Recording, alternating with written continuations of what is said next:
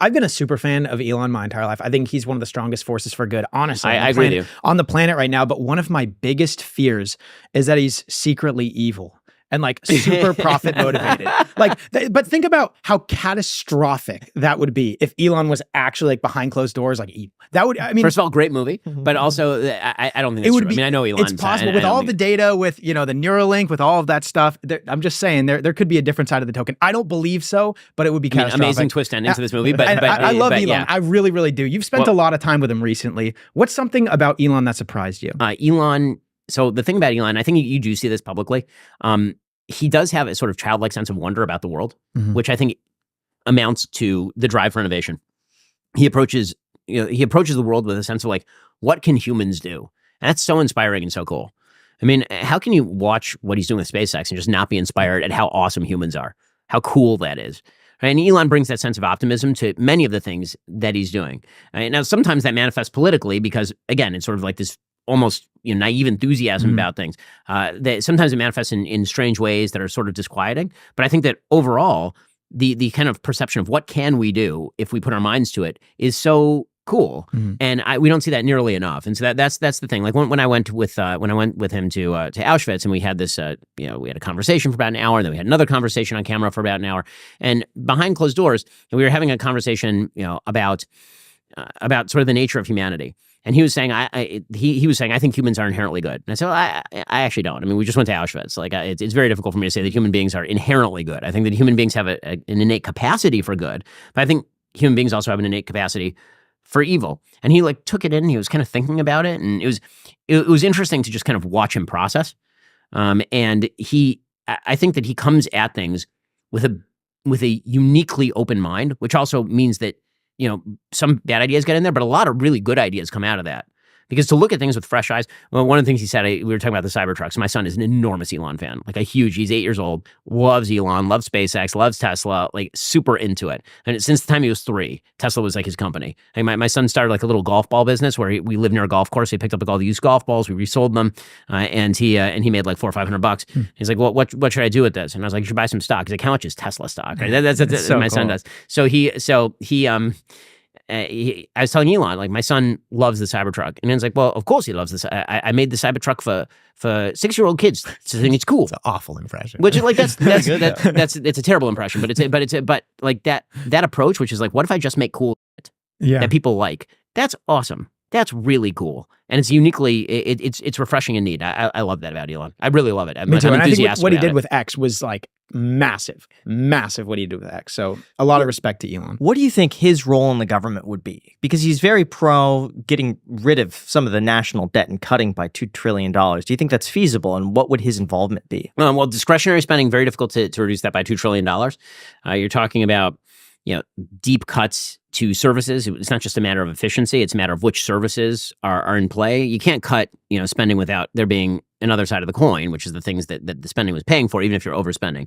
So I think that just in terms of efficiency, Elon, the way that he runs companies is, I mean, you can see it with X. He comes in, he's like, I'm just going to fire everyone. Like, if I can't see what you're doing right now, you are fired. And he took down the number of employees at X by like 80%. He went from a huge number of employees to a tiny number of employees, and then sort of bootstrapped it until it worked again, which you can do in private industry. Much harder to do when you have public sector unions. Much more difficult to do when there are regulatory agencies that you're sitting on. So I think that he can make a difference in terms of allocation of contracts, negotiation of contracts, getting rid of some of the wasteful spending.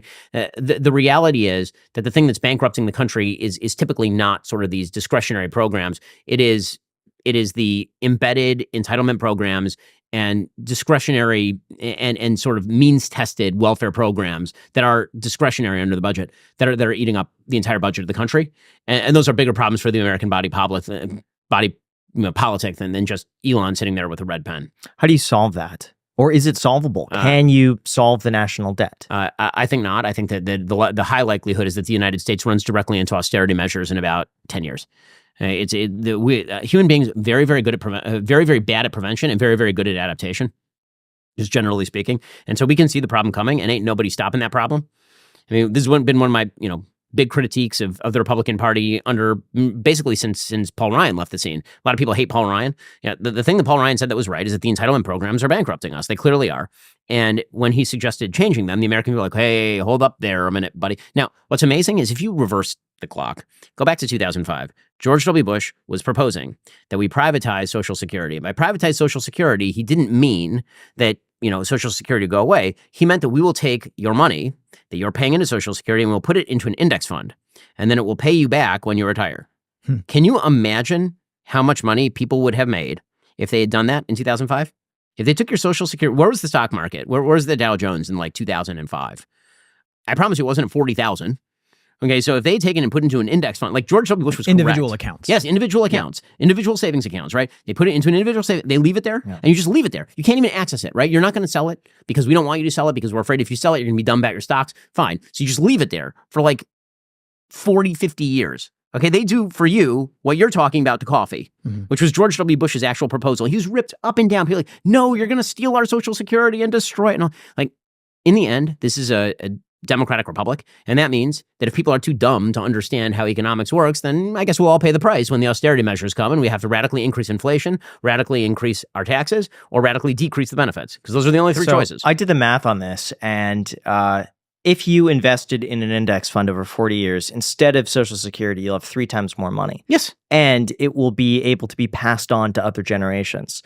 The downside of that, the other part, is that with Social Security, they buy U.S. Treasuries. And so without that influx of capital, which is a big part of who's buying U.S. Treasuries, the government might have a harder time running and funding itself. Good. That sounds like a feature, not a bug to me. I mean, I prefer that we buy fewer U.S. Treasuries and stop funding so many terrible government programs. I think that sounds great to me. That sounds like more monetary stability. Okay. So why don't they do privatized accounts? Because it would make sense to me if it was like, a target date index fund that just balances over time. And by the time you hit 70, it's in mostly treasuries, maybe 20% in equities, some regular income that's coming in, and you just receive 3% of that for the next 30 something years. And if you run out, you run out, or something like that. Yeah. I mean, it makes perfect fiscal sense. But the problem is that the minute anyone politically says you're touching Social Security, everybody has a bias toward the status quo in American politics. This is how Obamacare goes from, I can't believe how terrible this is. Why is anybody touching my healthcare too? Why is anyone touching Obamacare? This is terrible. Why is everyone touching my healthcare? Whatever the status quo is, people are very, very nervous about messing with the status quo. Problem is sometimes the status quo is fiscally unsustainable over the long term. Yeah, you got eviscerated for talking about retirement and Social Security earlier. Yeah, it was good times, yeah. I remember that distinctly because I watched that episode when it came out, and then to my surprise, I actually didn't expect that sort of revolt to happen. Well, I mean, again, you stepped on the third rail. The third rail is Social Security is owed to you, that retirement should be the goal of life. And when I said retirement, I wasn't talking about right. I mean, if you're broken down, that's a different thing. And I wasn't even talking about retirement in the sense that you retire and then you take a part-time job teaching or you go work at your church. I was talking about sort of the vision that I think a lot of Americans have about retirement, which is at 65, you go sit on a beach somewhere for 30 years. I don't think that's good for human beings. I think that you have to have a data, purpose. It's not. Right. Which is kind of what you were referencing. That was what I was referencing. And then, of course, the way that our politics works is that all gets telescoped down into a headline, which I want everybody to work until they die, which is no. I mean, I would like you to do something meaningful in your life until you die. That seems like a pretty good thing to do. And meaningful doesn't have to mean working for a wage. It can very often mean that you worked at a backbreaking job, and now what you want to do is you want to work, for your church community. You want to go do politics. You want to go and write your book. You have to find some sense of purpose and meaning. And what you're seeing, I think, is, and you can see this in the data, is enormous amounts of rising depression among older Americans, actually, and that's a huge problem.